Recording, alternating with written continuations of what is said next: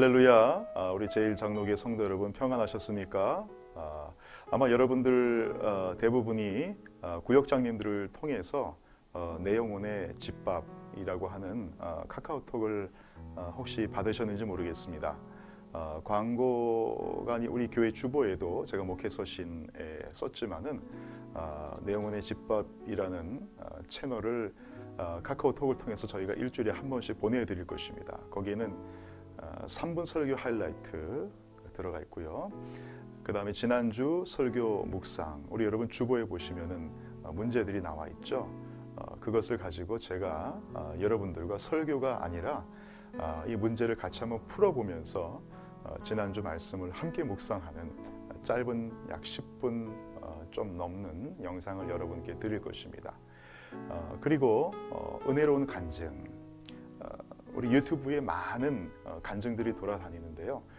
그 중에서도 위험한 간증도 있고 참 은혜로운 간증들도 이렇게 섞여 있습니다. 저희들이 엄선해서 여러분께 보내드리고 또 우리 찬양팀에서 함께 나누고 싶은 또 새롭게 부르고 싶은 찬양이 있으면 여러분께 링크해서 같이 보내드리려고 합니다.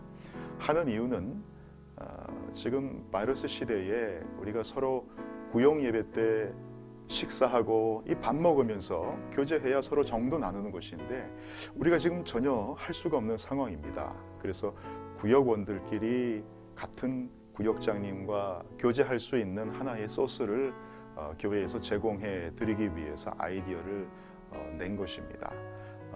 여러분에게 충분하지는 않겠지만 그래도 우리가 육신의 밥 대신에 영혼의 집밥을 이와 같이 함께 나누면서 교제하시면 우리의 영혼에 이 코로나 바이러스 시대를 지나갈 수 있는 작은 힘이 되지 않을까 기도하며 사역을 하고 있습니다. 여러분, 오늘 우리 지난주일 함께 나눌 묵상 말씀은 창세기 3장 6절에서 12절, 제목은 아담, 내가 어디 있느냐입니다. 여자가 그 나무를 본즉 먹음직도 하고 보암직도 하고 지혜롭게 할 만큼 탐스럽기도 한 나무인지라. 여자가 그 열매를 따먹고 자기와 함께 있는 남편에게도 주매 그도 먹은지라. 이에 그들의 눈이 밝아져 자기들이 벗은 줄을 알고 무화과 나무 잎을 엮어 치마로 삼았더라. 그들이 그날 바람이 불 때 동산에 거니시는 여호와 하나님의 소리를 듣고 아담과 그의 아내가 여호와 하나님의 낯을 피하여 동산 나무 사이에 숨은지라. 여호와 하나님이 아담을 부르시며 그에게 이르시되 네가 어디 있느냐? 내가 동산에서 하나님의 소리를 듣고 내가 벗었으므로 두려워하여 숨었나이다. 누가 너의 벗었음을 내게 알렸느냐? 내가 네게 먹지 말라 명한 그 나무 열매를 네가 먹었느냐? 하나님이 주셔서 나와 함께 있게 하신 여자, 그가 그 나무 열매를 내게 주므로 내가 먹었나이다. 문제가 1번부터 8번까지 있는데요. 다 제가 다루지는 않겠습니다. 우리 몇 개만 한번 나눠보죠. 2번, 선악과를 먹은 후 그들의 눈이 밝아졌다. 영어 성경에는 열렸다라고 기록한다. 그 후 무엇을 보게 되었고 무엇을 못 보게 되었는가? 선악과를 따먹은 이후에 성경은 창세기 3장 7절에서 이에 그들이 눈이 밝아져 자기들이 벗은 줄을 알고, 눈이 밝아져서 열렸고요. 그래서 본인이 벌거벗었다라는 것을 알았다라고 기록하고 있습니다. 그래서 본인의 벌거벗은 모습을 보게 된 것이죠. 예전에는 못 봤을까요? 예전에도 봤었죠. 그러나 죄를 짓고 나니까 자기의 약점, 자기의 문제들이 훨씬 더 크게 보이는 것입니다. 반면에 오늘 2번 문제 하반에 보면 무엇을 못 보게 되었는가? 자기 자신이 갖고 있는 약점은 크게 보이는데 과거에 하나님께서 아담을 얼마나 사랑하시고 보호하셨는지 그 크신 보호하시는 오른손은 보이지 않게 된 것이죠. 죄를 지면 이런 현상이 우리에게 일어난다는 것입니다. 여러분은 이런 경험을 혹시 하신 적이 없습니까? 우리 아담이 우리 인류의 조상이니 우리가 닮고 싶지 않아도 우리 아버지의 모습, 어머니의 모습 여러분들이 담고 있는 부분들이 있잖아요. 우리 아담이 우리 인류의 시조이기 때문에 우리도 어쩔 수 없이 담고 있는 모습들이 분명히 있는 것 같습니다. 3번, 눈이 밝아져 벌거벗은 줄을 본 후에 아담이 한 행동은 무엇인가? 그 행동은 과연 성공적이었는가? 창세기 3장 7절에 보면 무화과 나뭇잎을 엮어 치마로 삼았더라. 치마로 삼았다는 것은 자기 생명과도 같은 부끄러운 부분을 가렸다는 것이죠. 과거에는 가릴 필요가 없었습니다. 하나님 앞에 부끄럽지 않았고 내 어떤 부족한 모습도 다 안아주시는 하나님 품 안에서 자유했죠. 그러나 죄를 짓고 하나님하고 담을 쌓고 자기의 문제가 커 보이고 하나님은 눈에 보이지 않으니까 그때부터 자기 자신의 약점, 자기의 문제를 스스로 가리기 시작한 것입니다. 4번 문제, 아담의 범죄 후에 하나님은 언제 아담에게 나타나셨나? 하나님께서 창세기 3장 8절에 보니까 그들이 그날 바람이 불 때 동산에 거니시는, 바람이 불 때, 이것은 저녁이라고 제가 말씀드렸습니다. 낮에 범죄했는데 저녁에 나타나셨다는 것은 바로 진노하지 않고 인내하시고 참으시는 하나님을 우리에게 보여줍니다.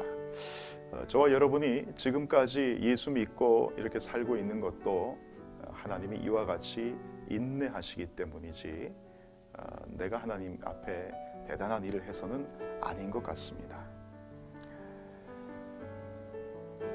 자, 우리 6번 문제를 제가 한번 보죠. 범죄 후 숨어 있는 아담의 회복은 무엇으로부터 시작되었나? 창세기 3장 9절입니다.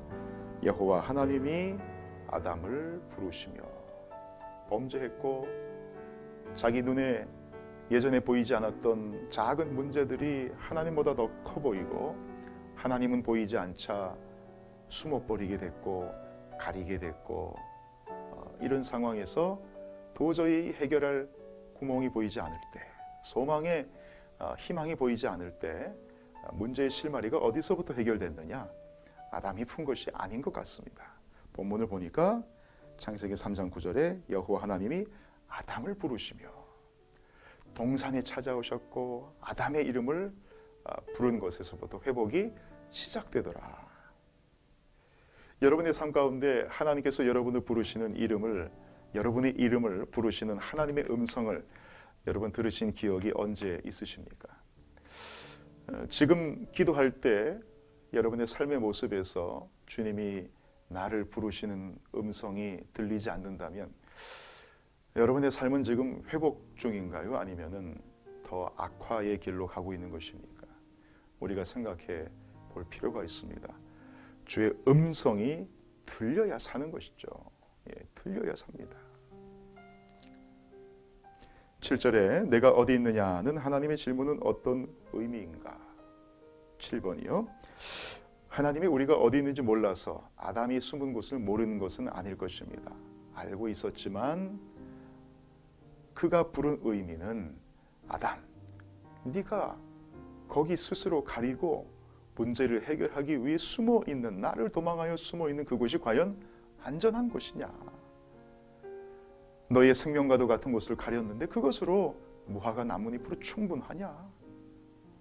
내가 지금 비즈니스를 통해서 누구나 다 인정하는, 직장을 통해서 인정하는 가정을 살리기 위해서, 가장으로서 자녀들을 서포트하기 위해서 어머니로서 바쁘고 열심히 일하는 그것으로 과연 너의 부끄러움을 가릴 수 있더냐?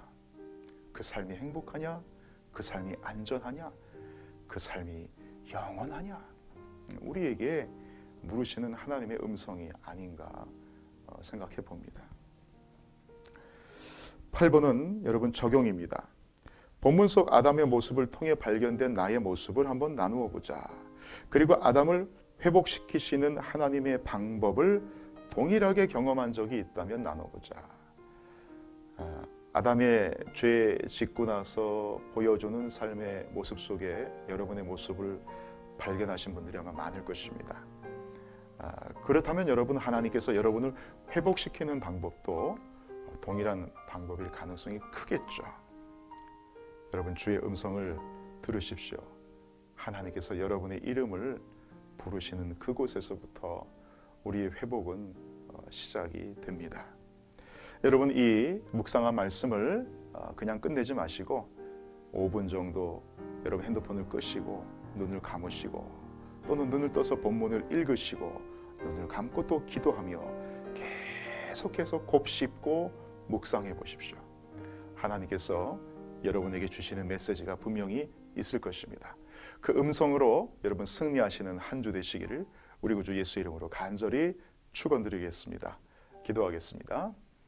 아버지 하나님, 오늘 나눈 말씀을 통해 아담에게 들려주셨던 아버지의 음성이 우리의 귓가에 들리게 하여 주시옵소서.